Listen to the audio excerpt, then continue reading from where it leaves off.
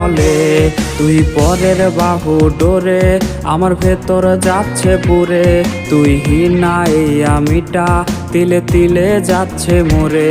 আমার পুরুষে পুরুক বুক তুই কুরারে তোর সুখ, তবু মরার আগেও আমি দেখবো না রে তোর মুখ। আমার মৃত আত্মাটা তোরে ডাকবে একদিন খুব, আমি দেখবো সেদিন তুই ওরে কেমনে রবি চুপ।